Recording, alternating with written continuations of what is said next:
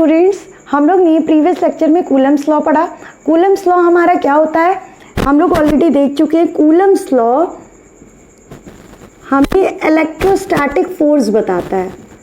Electrostatic force जो होता है वो directly proportional to product of charges and force is inversely proportional to square of the distance between them. ठीक है, अब यहाँ से आया था फोर्स इज इक्वल टू के Q1 Q2 upon R square. ये आ गया था हम लोग का। k की वैल्यू बता दी 9 × 10⁹ और k की value 1/4 pi epsilon not. Epsilon not की भी बता चुके हैं। ठीक है, तो यहाँ तक आप लोगों ने नोट कर चुका था। अब आपको अगर आता है कि डिफरेंस लिखिए, डिफरेंस, अगर क्वेश्चन आता है डिफरेंस लिखिए बिटवीन ग्रेविटेशनल फोर्स, अगर आता है डिफरेंस लिखने को gravitational force and electrostatic force, electrostatic force,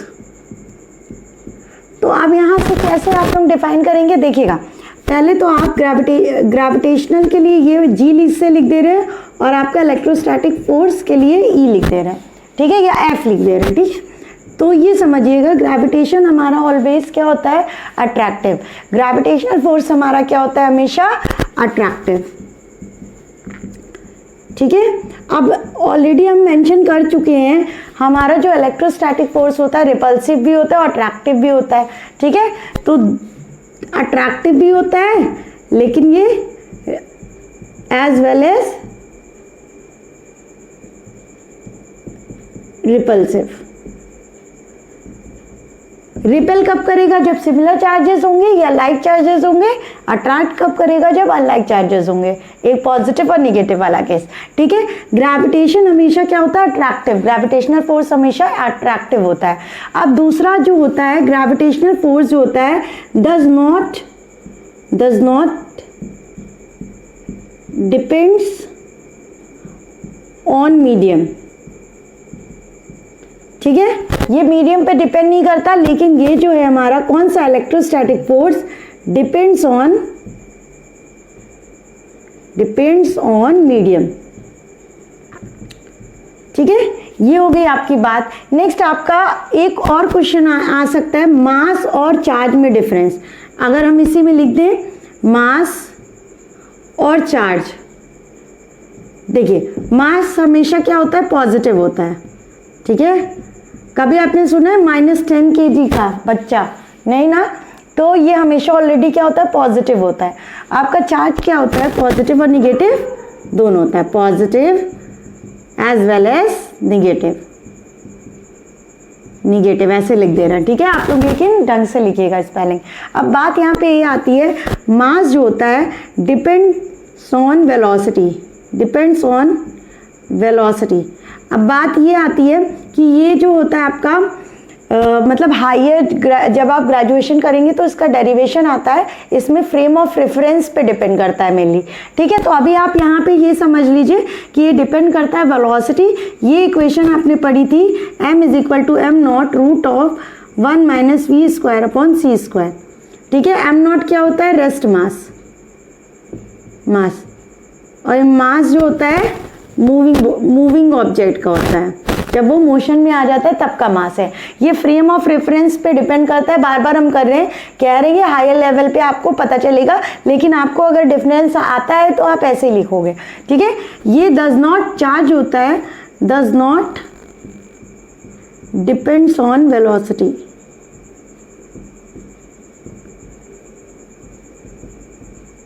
ठीक है, हमने आपको ऑलरेडी बता रखा है कि चार्ज जो होता है एज अ मास होता है। कोई भी अगर चार्ज बॉडी है उसका कुछ ना कुछ मास होगा, लेकिन अगर किसी का मास है तो ये नहीं बोल सकते कि वो चार्ज हो। ठीक है, ये हो गया आपका कॉन्सेप्ट। अब लेकिन हमारा ये हो गया कूलम्स लॉ। आप टेक्स्ट बुक में देखेंगे कि कूलम्स लॉ को ऐसे लिखा गया है। ठीक है, यहाँ मोड लगाया हुआ है, तभी हम बार बार बोल लेते कि साइन मत रखिएगा पॉजिटिव और निगेटिव के लिए। आगे आपको जब हम वेक्टर फॉर्म पढ़ाएंगे तो आपको क्लियर हो जाएगा। देखिए साइन से आपको नेचर पता चलता है। चार्जेस के बीच का नेचर, ठीक है। फोर्स क्योंकि वेक्टर क्वांटिटी होती है, ठीक है। तो अभी हम आगे जब Coulomb's law in vector form और सुपरपोजिशन प्रिंसिपल बताएंगे तो क्लियर हो जाएगा। इसको नोट डाउन कर लीजिएगा कॉपी में। डिफरेंस बिटवीन ये दो आपका बहुत है, क्योंकि अगर आपको और भी लिखना हो तो थोड़ा बहुत बना के लिख देंगे, लेकिन इससे ज़्यादा 2 डिफरेंस के अलावा ज़्यादा नहीं पूछेगा, ठीक है। तो ये हो गया। स्टूडेंट्स, हम लोग अपना नेक्स्ट टॉपिक पढ़ेंगे Coulomb's law in vector form, ठीक है। ये इंपॉर्टेंट टॉपिक होगा आपका, Coulomb's law in vector form, ठीक है। हमें जैसा कि पता है कि फोर्स हमारा वेक्टर क्वांटिटी होता है, तो यहाँ पे इसका डेरिवेशन देखेंगे हम। एक्स और वाई एक्सिस ले रहे हैं, ठीक है। ये ओरिजिन से एक चार्ज ले लिया Q1, ठीक है। जो Q1 चार्ज है उसकी ओरिजिन से डिस्टेंस R1 है, वेक्टर R1, ठीक है। ये पोजीशन वेक्टर है। सेकेंड आपका एक चार्ज ले लिया Q2, इसकी पोजीशन वेक्टर है यहाँ से वेक्टर R2, समझ है। अब यहाँ पे हमें फोर्स लिखना है। हमने ऑलरेडी पढ़ रखा है फोर्स का फॉर्मूला होता है K Q1 Q2 upon R square. K की वैल्यू क्या होती है 1/4 pi epsilon naught Q1 Q2 upon R square. हमने आपको ऑलरेडी मेंशन कर चुका है कि वैक्यूम के केस में एप्सिलॉन नॉट लेंगे, ठीक है। अब ये हो गया, यहाँ तक तो हो गया, लेकिन फोर्स हमारी क्या होती है वेक्टर क्वांटिटी, समझ है। तो अगर मान लीजिए ये Q1 है, ये Q2, Q1 इसको क्या करेगा, ऐसे फोर्स लगाएगा, तो ये क्या है force on Q2 due to Q1, तो मतलब force on 2 due to first, है ना, force on 2 due to first, ये हो गया। ये Q2 भी इस पे कुछ फोर्स लगाएगा, तो ये क्या हो जाएगा, इस पे फोर्स लगा रहा है, तो फोर्स ऑन किसमें है 1 due to Q2, force on 1 due to Q2, तो force on 1 due to Q2 ऐसे लिख दिया, समझ गए यहाँ पे। अब बात ये आ गई, अगर ये वेक्टर फॉर्म है, तो अगर ये वेक्टर फॉर्म में लिखेंगे तो हम क्या लगाते थे, डायरेक्शन बता देते आर कैप। अगर हमें इसी को, ये जो फोर्स दिया हुआ था, इसी को हमें वेक्टर फॉर्म में चेंज करना होगा, तो हम पोजीशन वेक्टर लगा देंगे वेक्टर आर, समझे। अब देखिए यहाँ पे फोर्स लग रहा है 2 पे, ये वाले चार्ज पे ड्यू टू दिस चार्ज, और यहाँ पे ये कुछ इसे फोर्स लगा रहा है, समझे। तो अगर हमें लिखना हो force on 1 due to second, ठीक है। अब 1 पे फोर्स जो Q2 लगा रहा है, तो Q2 से एक पोजीशन वेक्टर Q1 की तरफ ऐसे बना दिया, ठीक है। Q2 से Q1 की तरफ, क्योंकि हम 1 पे फोर्स निकाल रहे हैं, force on 1 due to second, ये क्या पढ़ेंगे force on first due to second. तो यहां से यहाँ फर्स्ट सेकेंड की वजह से सेकेंड से फर्स्ट की तरफ एरो बना दिया, क्योंकि हमें फर्स्ट पे निकालना है पोजीशन वेक्टर।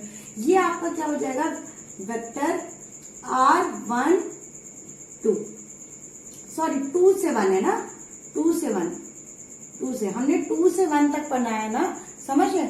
एरो कहाँ जा रहा है 2 से 1 तक, तो ये जो पोजीशन वेक्टर हो जाएगा वो R21 वेक्टर हो जाएगा, समझ गए। अब यहाँ पे देखिए ये क्या हो जाएगा 1/4 pi epsilon naught Q1 Q2 upon R square का R स्क्वायर रखिए, यहाँ R कैप की जगह, क्योंकि force on first due to second निकाल लेना, तो यहाँ पे क्या हो जाएगा पोजीशन वेक्टर यहाँ का क्या है फर्स्ट वाले की तरफ, एरो जिस साइड जा रहा है उसी साइड, क्योंकि फोर्स हम इस पे निकाल लेते ना, तो एरो आपका इस साइड जा रहा है, समझ रहे। और तो आपका कहाँ से कहाँ तक जा रहा है 2 से 1 तक, तो यहाँ R21 हो जाएगा, तो यहाँ पे R21 यूनिट वेक्टर। अब हमें पता है यूनिट वेक्टर को अगर हम लिखते हैं तो वेक्टर R अपॉन R लिखते हैं, है ना। तो अगर हम इसको चेंज करें तो force on first due to second is equal to 1/4 pi epsilon naught Q1 Q2 upon R square, और यूनिट वेक्टर को चेंज करेंगे तो क्या हो जाएगा R21 वेक्टर अपॉन R, ठीक है। यूनिट वेक्टर को चेंज कर लिया। अब यहाँ से देखिए क्या हो जाएगा force on 1 due to second is equal to 1/4 pi epsilon naught, ये हो जाएगा Q1 Q2 अपॉन R, और R स्क्वायर कितना हो जाएगा R क्यूब हो जाएगा, और ये R21 वेक्टर। ये हो गया आपका सॉल्यूशन। अब देखिए F12 पे निकाल लें तो ये R21 हो रहा है, ठीक है, ये वेक्टर फॉर्म हो गया। नेक्स्ट अगर हमें क्या निकालना हो फोर्स ऑन 2 ड्यू टू 1, है ना। फिर से हम लोग क्या लिखेंगे, हमें पता है फोर्स का फॉर्मूला क्या होता है, के Q1 Q2 upon R square. तो हम यहाँ पे लिखेंगे के की वैल्यू 1.1/4 पाई एप्सिलॉन नॉट। Q1 चार्ज था, Q2 चार्ज था, इन दोनों के बीच की डिस्टेंस आर स्क्वायर ले ली। अब यहाँ पे वेक्टर हम क्या ले लेंगे, अब हम हमें किस पे निकालना है, 2 पे निकालना है। तो 1 से 2 की तरफ एक एरो बना दिया। ये कौन सा वेक्टर हो गया, वेक्टर 1 से 2 तक गया है ना, 1 से 2 तक गया है। अब ये वाला एक एरो इस साइड बनेगा, तो यहाँ पे हो जाएगा आपका R12 कैप, ठीक है, क्योंकि हमें डायरेक्शन बताना है, वेक्टर है तो ये हो गया। अब force on 2 due to 1 is equal to 1/4 pi epsilon naught Q1 Q2 upon R square. और यूनिट वेक्टर को हम कैसे चेंज करते हैं, वेक्टर R अपॉन आर। यहाँ पे यूनिट वेक्टर R12 है, तो यहाँ पे R12 वेक्टर लगा दिए और अपॉन R। तो ये क्या हो जाएगा, अब देखिएगा यहाँ पे F21 vector is equal to 1/4 pi epsilon naught Q1 Q2 upon R cube, और यहाँ पे R12 ये हो गया वेक्टर। सेम देखिए आ रहा है, कैसे आ रहा है, 1 2 है, यहाँ पे 2 1 है, यहाँ 2 1 है, यहाँ 1 2 है। समझिए, सेम नहीं आ रहा है, मतलब चेंज हो रहा है। मतलब force on first due to second is equal to negative of force of first second due to first. ये रिलेशन होता है, ठीक है। जो आपका मान लीजिए 2 चार्जेस है Q1 Q2, तो ये जो इधर लगा रहा है, तो ये इधर लगाएगा ना, दोनों अपोजिट लगाएंगे कि नहीं, लेकिन मैग्नीट्यूड तो सेम होगा ना। सेम मैग्नीट्यूड से या तो रिपेल करेंगे या तो अट्रैक्ट करेंगे, दोनों। समझे, तो ये चीज हो गया। अब इसे राइट डाउन कर लीजिएगा, लिख लीजिएगा, ठीक है।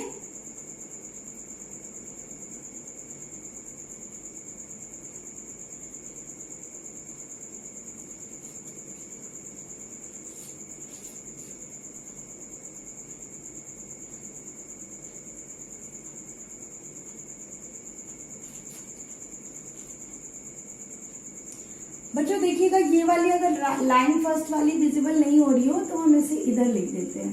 देखिएगा, force on second due to first is equal to 1/4 pi epsilon naught Q1 Q2 upon R square. ये क्या हो जाता है, आर कैप, ठीक है, आर कैप। आर कौन सा कैप हो जाएगा, 2 1 है, तो यहाँ क्या हो जाएगा 1 2, ऑलरेडी समझा चुके हैं, ठीक है। तो अब ऐसे ही फिर ये वाला लिख लेना और फिर ये नोट कर लेना, ठीक है। ये हो गया आपका Coulomb's law in vector form. ये तो डेरिवेशन है, ठीक है, लर्न कर लीजिएगा जो भी डेरिवेशन है। अगर वेक्टर में कंफ्यूजन हो रही हो तो यू हैव टू लर्न, क्योंकि अब 11 का तो नहीं पढ़ाया जा सकता, इतना ब्रॉड कोर्स है, तो थोड़ा सा देख लीजिएगा। अगर कंफ्यूजन हो तो आप 11 का जाके पढ़ लीजिएगा, ठीक है। अब हम लोग नेक्स्ट सुपरपोजिशन प्रिंसिपल देखते हैं, इसको नोट डाउन कर लीजिए बस। इसमें कोई स्टेटमेंट नहीं है, बस डेरिवेशन है। स्टूडेंट्स, हम लोग सुपरपोजिशन प्रिंसिपल अपना टॉपिक डालेंगे। सुपर पोजिशन प्रिंसिपल, ठीक है, ये नोट डाउन कर लीजिएगा डेफिनेशन। नाउ स्टूडेंट्स, हम लोग देखेंगे इसे अप्लाई कैसे करना है। हम लोग ने कूलम्ब्स लॉ पढ़ लिया, सुपरपोजिशन प्रिंसिपल पढ़ लिया, अब हम लोग देखेंगे उसे अप्लाई कैसे करना है। देखिए, 3 चार्ज ले लिए, Q Q Q, ठीक है, kept at the vertices of an equilateral triangle, ठीक है, हो गया। हमने क्या करे, 3 चार्ज ले लिए। ये इक्विलेटरल ट्रायंगल आपको दिख नहीं रहा होगा, लेकिन कॉपी में इक्विलेटरली बनाइएगा। मान लीजिए इसकी साइड क्या है, L है, ये L है, ये L है। अब वेक्टर और सुपरपोजिशन का मतलब क्या हो गया, अभी हम समझाते हैं। हमको क्या निकालना है, मान लीजिए ये A वर्टेक्स है, ये B है, ये C है। हमें फोर्स निकालना है, फोर्स ऑन B, या लिख लीजिए नेट फोर्स ऑन B। तो हम क्वेश्चन बोल देते हैं, consider 3 charges Q kept at the vertices of an equilateral triangle of side L, kept at the vertices of an equilateral triangle of side L, ठीक है। अब बात ये हो गई, हमें क्या निकालना है, क्वेश्चन क्या है, हमें find out the net force on B। हमें नेट फोर्स निकालना है B पे। अब देखिए, B ये रहा हमारा वर्टेक्स। अब इस पे कितना चार्ज है Q। अब देखिए A है और ये क्या है B है। अब यहाँ पे एक चार्ज रखा है कि यहाँ पे चार्ज रखा है, दोनों क्या है पॉजिटिव है, तो A वाला B पे जो चार्ज रखा है उसको क्या करेगा, रिपेल करेगा। तो ये क्या हो जाएगा, force on B due to A लिख सकते हैं। वर्टेक्स का नाम दे दिया फोर्स ऑन B, जो चार्ज B पे रखा है ड्यू टू A, जो A पे रखा है। ठीक है, ऐसे करके हमने रिप्रेजेंटेशन कर ली। क्योंकि ये पॉजिटिव है, ये पॉजिटिव है, ये इसे ऐसे क्या करेगा, रिपेल करेगा। नेक्स्ट आप देखिए ये पॉजिटिव है, ये पॉजिटिव है जो B पे रखा है, ये पॉजिटिव है, ये पॉजिटिव है, ये भी क्या करेगा, इसे रिपेल करेगा। ठीक है, ये हो गया। अब देखिए हमने इक्विलेटरल ट्राइंगल कहा है, तो इक्विलेटरल के सारे एंगल्स क्या होते हैं, 60 डिग्री। ठीक है, अब ये 60 हो गया। अब यहाँ पे ये समझिएगा ये क्या है, force on B due to C। ठीक है, ये दोनों फोर्स जो निकल रहे हैं, force on B due to C निकल रहा है। ठीक है, ये वाला जो जा रहा है, और ये वाला force on B due to A कर रहा है, क्योंकि ये इसे रिपेल करेगा, ये ऐसे रिपेल करेगा। ठीक है, तो इसका रिजल्टेंट जो होगा आपका ऐसे जाएगा। तो FR लिख दे रिजल्टेंट के लिए, लिख देते हैं, कुछ भी लिख दो, अंड शंड मत लिखना, बस समझ रहे हो। नोटेशन आप कर सकते हो अपने अकॉर्डिंग, 1 2 3 करके कर सकते हो। ठीक है, अब यहाँ पे देखना, ये हो गया 60 डिग्री है। सारे एंगल क्या होते हैं इक्विलेटरल ट्रायंगल के, 60 डिग्री। तो ये एंगल भी कितना हो जाएगा, 60 डिग्री हो जाएगा कि नहीं, समझ गए। अब हम फैक्टर्स हम कैसे निकालेंगे, पहले FR निकालेंगे। फोर्स क्या होगा, ये square plus 2 times of AB, ऐसा होता है ना, A square plus B square plus 2 times of AB cos theta, यही तो फॉर्मूला होता है। और theta is the angle between these two vector, दो वेक्टर है, ये रिजल्टेंट है, दो वेक्टर के बीच का एंगल, ये वेक्टर है और ये वेक्टर है, इन दोनों के बीच का एंगल कितना है, 60 डिग्री। तो हमारा फॉर्मूला रखेंगे force on B due to A का square plus force on B due to C का square plus 2 times of force on B due to A, force on B due to C cos 60 degree. ये हो गया आपका formula. अब हम अगर निकालें फोर्स ऑन क्या निकालें, force on B due to A निकाल लेते हैं। चलो, force on B due to A, हमने क्या कहा, K की वैल्यू मत रखना क्योंकि वेरिएबल है। क्यों वेरिएबल है ना, समझ, क्योंकि कोई भी वैल्यू हो सकती है, वेरिएबल है तो K की वैल्यू मत रखना। जब आपको यहाँ पे 2 कूलम 3 कूलम 4 कूलम ऐसे करके दिया रहेगा तब आप K की वैल्यू रख देना, कोई प्रॉब्लम नहीं है। तो हमें पता है फोर्स का फॉर्मूला क्या होता है, KQ upon Q1 Q2 upon R square. अब हमने B और A के बीच में देखिए, B और A ये रहा ना, इन दोनों के बीच में फोर्स निकालना है, तो ये दोनों चार्ज लेंगे, इन दोनों के बीच की डिस्टेंस लेंगे, समझे। तो ये दोनों चार्ज कौन से हैं, Q है, ये Q है, ये भी Q है, और इन दोनों के बीच की डिस्टेंस क्या है, L का स्क्वायर कर दें, ये हो गया। अब force on B due to C निकालो, force on B due to C, समझ रहे हो। तो force on B due to C क्या हो जाएगा, देखिए ये K का K ही रखोगे, ये वाला चार्ज और ये वाला चार्ज रखोगे, इन दोनों के बीच की डिस्टेंस, तो ये भी तो L ही है, और दोनों चार्ज क्या है, Q अपॉन L स्क्वायर। तो यहाँ से देखिए अगर हम इसको रिड्यूस करें, KQ अपॉन L स्क्वायर हो गया, ये KQ square upon L square. अब यहीं से हमें दिख गया कि दोनों वैल्यू इक्वल है, दोनों इक्वल है ना। अब डायरेक्टली हम लोग पुट कर देते हैं।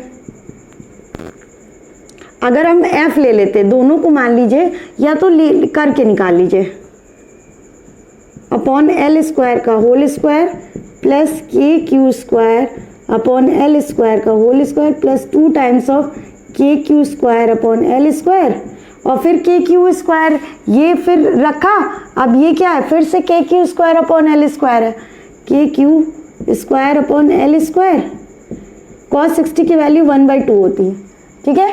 2 से ये 2 कैंसिल हो गया, यहाँ पे बचा क्या, देखिएगा ये बचा KQ स्क्वायर L स्क्वायर का whole square plus KQ square upon L square का होल स्क्वायर, ये भी हो गया। अब ये देखिए दोनों इक्वल है, ठीक है, तो ये क्या हो जाएगा, होल स्क्वायर हो जाएगा कि नहीं, यहाँ पे प्लस का साइन लगा है, इसको क्या देंगे, KQ square upon L square.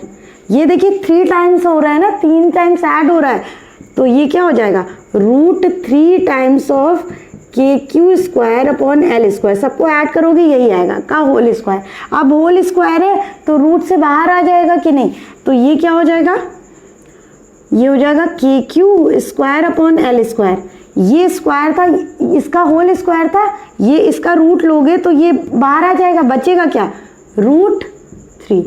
This is your answer. समझ गए, ये यूज था। अब हम लोग क्या करेंगे, कभी यहाँ पे माइनस, मान लो यहाँ पे माइनस होता, ठीक है, वो केस देखेंगे। अब अभी बहुत सारे क्वेश्चंस करेंगे, इतना नोट डाउन कर लीजिए, समझ लीजिए, फिर उसके बाद हम लोग क्या लेंगे, स्क्वायर के साइड्स पे रखेंगे, वर्टिसेस पे रखेंगे, ठीक है। तो ऐसे क्वेश्चन करेंगे कंटिन्यूसली, लेकिन इसको अच्छे से समझ लीजिएगा, ना समझ में आए फिर से देख लीजिएगा, ठीक है। Thank you. Hello students, kindly watch my other videos and don't forget to subscribe, like and also share my videos with your friends.